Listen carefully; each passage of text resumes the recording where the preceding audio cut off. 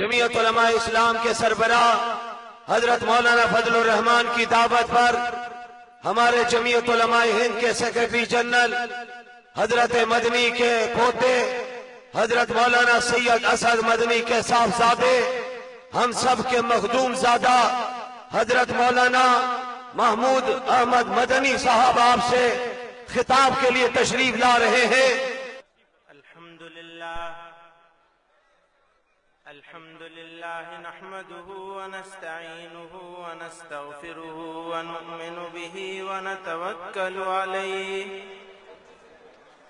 ونعوذ بالله من شرور أنفسنا ومن سيئات أعمالنا من يهده الله فلا مضل له ومن يضلله فلا هادي له ونشهد أن لا إله إلا الله وحده لا شريك له ونشهد أن سيدنا ومولانا محمدا عبده ورسوله صلى الله تعالى عليه وعلى آله وصحبه وبارك وسلم۔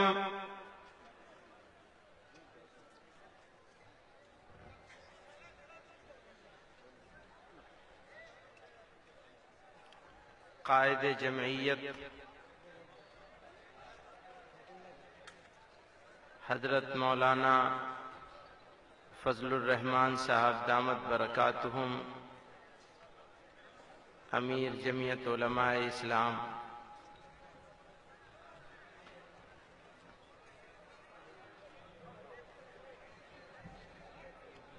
میرے لیے کچھ کہنا بہت مشکل ہو رہا ہے۔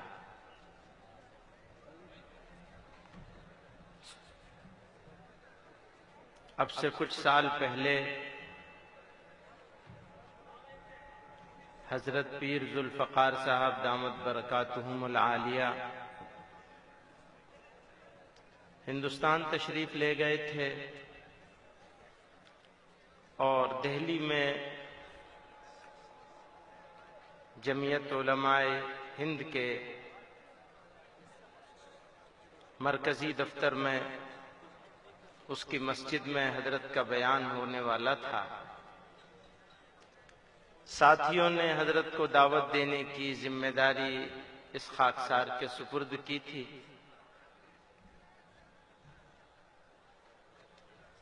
تو اللہ نے دل میں یہ بات ڈالی تھی، میں نے یہ کہا تھا کہ اس بر صغیر کے سب سے بڑے شیخ آپ کو خطاب کریں گے۔ حضرت سے تعلق ہوا تو معلوم یہ ہوا کہ میں نے بہت چھوٹی بات کہہ دی۔ وہ تو عالم اسلام کے سب سے بڑے شیخ ہیں، ان کی موجودگی میں کچھ کہنا، کچھ خطاب کرنا، اور پھر اس عظیم الشان اجلاس میں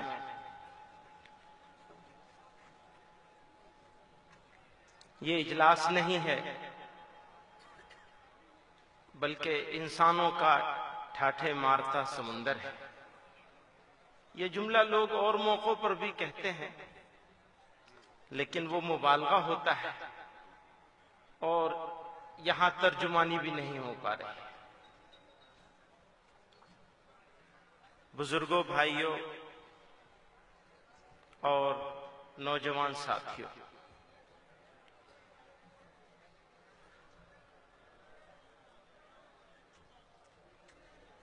ایسے نازک وقت میں جب عالم اسلام لہو لہو، سخت اضطراب اور بے چینی میں، کوئی خطہ ایسا نہیں جہاں لوگ مشکل میں نہ ہوں، اور مشکلیں دو طرح کی ہیں۔ ایک اندرونی بحران ہے اور ایک بیرونی بحران ہے، ایک داخلی ہے ایک خارجی ہے۔ داخلی بحران وہ ہے جس کی طرف ابھی حضرت جی دامت برکاتہم اشارہ فرما رہے تھے، جس کا تذکرہ فرما رہے تھے، اور خارجی بحران وہ ہے جو ہم پر مسلط کیا گیا ہے۔ سوال یہ ہے کہ وہ خارجی بحران جو ہم پر حاوی ہو رہا ہے، اس کی وجہ دشمنوں کی سازش ہے یا اس کی بڑی وجہ داخلی بحران کو پہچاننے کی کمی اور اس کی طرف توجہ کی کمی ہے؟ میں ایسا سمجھتا ہوں کہ ہم جتنی طرح کے بحران میں مبتلا ہیں، ان میں بڑے سے بڑا بحران جو ہے وہ ہمارا داخلی بحران ہے۔ ہماری معاشرتی برائیاں، ہماری بے توجہی، دینی حمیت، دین بیزاری اور معاشرے کا بکھراؤ، سماجی نابرابری، ناانصافی، ذات پات اور زبانوں کا نظام، اور اس نظام میں مبتلا وہی پرانا انداز کہ بس ہمارا تو فخر جو ہے وہ بس اسی بات پر ہے۔ میں جمعیت علماء کی تاریخ کے حوالے سے ان ایام کی طرف جانا چاہوں گا، ذرا پیچھے لے جانا چاہوں گا آپ لوگوں کو، کیونکہ جو قومیں ماضی سے سبق نہیں سیکھتی، جو اقوام تاریخ کو بھلا دیتی ہیں، تاریخ ان کو بھلا دیتی ہے۔ تازہ خواہی داشتن گرداغ ہائے سینہ را، گاہے گاہے باز خواں این قصہ پاری نہ را۔ آج ہمارے اس 100 سالہ جشن، جمعیت علماء کے اس 100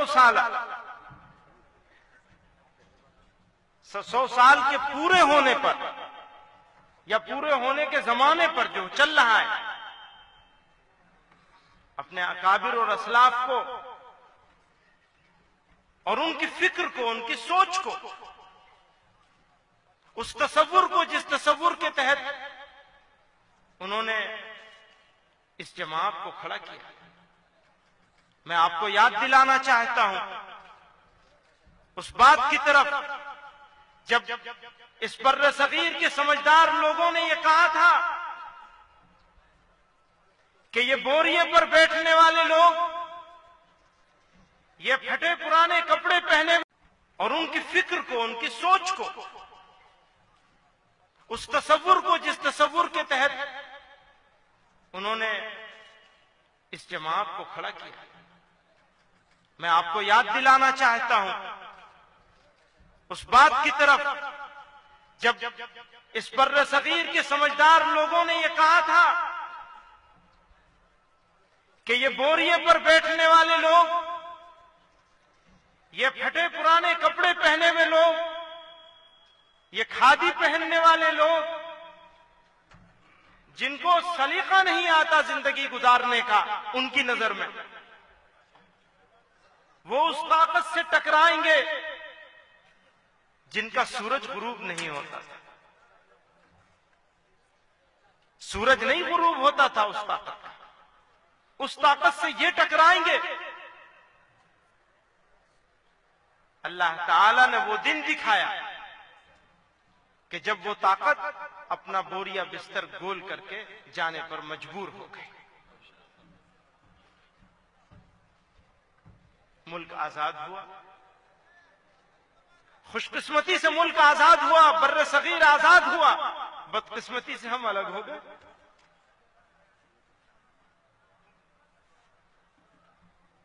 لیکن ہم الگ نہیں ہیں، سرحدیں اور جغرافی سرحدیں ہمیں روک نہیں سکتی۔ ہماری فکر، ہمارا نظریہ، ہماری سوچ ایک ہے، اور وہ صرف ایک ہے۔ اللہ اور اس کے رسول صلی اللہ علیہ وسلم کے احکامات پر اسلام دشمن طاقتوں سے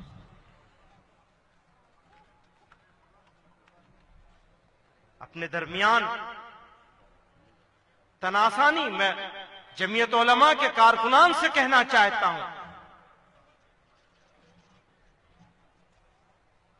کہ زمانہ منتظر ہے آپ کا. سیاست مقصد نہیں ہے، یاد رکھیے گا. سیاست مقصد نہیں ہے، سیاست صرف ذریعہ ہے، اور وہ ذریعہ اس جگہ تک پہنچنے کا ہے جس جگہ تک پہنچانا ہماری ذمہ داری ہے لوگوں کو. اللہ تعالیٰ نے جمعیت علماء کے کارکنان سے، ان محترم کارکنان سے کہنا چاہتا ہوں کہ آپ بڑی مقدس وراثت لے کر کے بیٹھے ہیں. اگر اس مقدس وراثت کی اہمیت کا احساس ہمارے دل میں پیدا ہو جائے تو دنیا کی کوئی طاقت نہ ہمیں شرمندہ کر سکتی ہے اور نہ سرنگوں کر سکتی ہے انشاءاللہ.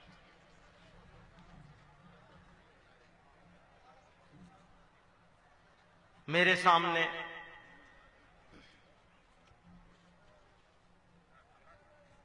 کہنے کے لیے، جیسا کہ میں نے شروع میں عرض کیا، وہ سچائی تھی. تواضع نہیں کہہ رہا تھا، میرے پاس کہنے کے لیے کچھ نہیں، الفاظ نہیں. صبح سے میں یہ سوچ رہا ہوں میں کیا کہوں گا.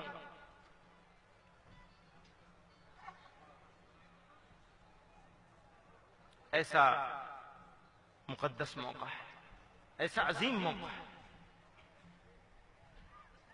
اور اللہ رب العزت نے آپ کو ایسا مدبر، ایسا صاحب فہم و فراست، زیرک، سمجھدار، جذباتیت سے اوپر اٹھ کر، اشتعال انگیزی سے دور رہ کر، چونکہ مشکل سے نکلنے کا آسان طریقہ ہوتا ہے اشتعال والی بات کرنا، اور مسلمانوں کی یہ طرے امتیاز بھی بن گیا ہے کہ آپ کا دشمن آپ کو مشتعل کرنا چاہتا ہے. آپ کا دشمن آپ سے وہ کام کرانا چاہتا ہے جس کے ذریعے سے اسلام کو اور آپ کے بزرگوں کی روایات کو وہ پامال کر سکے، انسانیت تک پہنچنے سے روک سکے.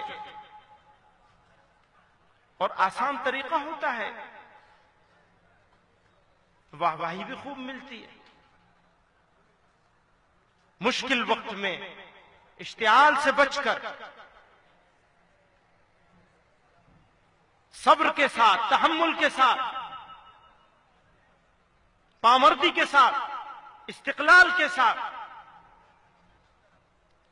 جو اسلام کا اصل پیغام ہے اس کو لوگوں تک پہنچانے کا کام،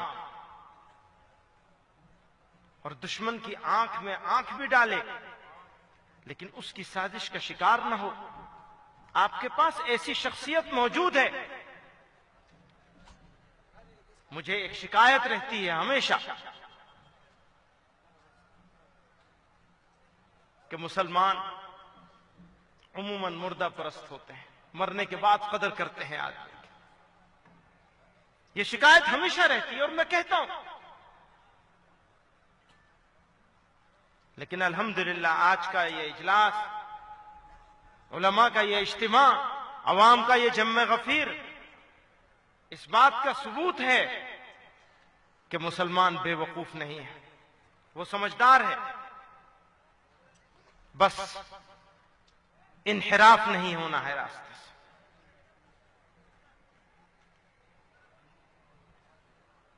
اللہ رب العزت نے آپ کو حضرت مولانا فضل الرحمان صاحب کی شکل میں جو امیر عطا فرمایا ہے، اس کی قیادت، اس پر اعتماد، انہوں نے تو علماء جمعیت اکابرین جمعیت کی جانشینی کا حق ادا کیا. قائد جمعیت حضرت مولانا فضل الرحمان، قائد جمعیت حضرت مولانا فضل الرحمان، حضرت مولانا محمود مدنی. آواز تو آپ کی ویسے ہی بیٹھی ہوئی ہے، کتنی دیر سے چلا چلا کے بول رہے ہیں.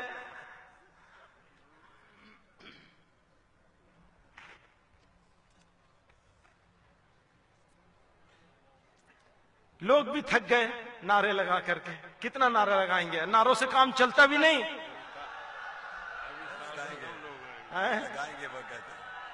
نہیں، نعروں سے تو کام چلتا بھی نہیں ہے. سنو مولانا، نہیں نہیں نہیں نہیں،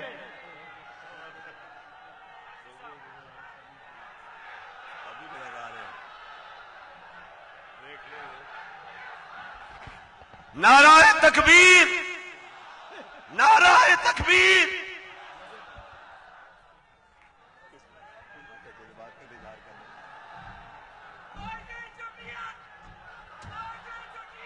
بس بس، اگر سارے لوگ لگانے لگیں گے نا تو پھر وہی بات ہوگی جس کی شکایت رہتی ہے. سب لوگ مت لگائیے.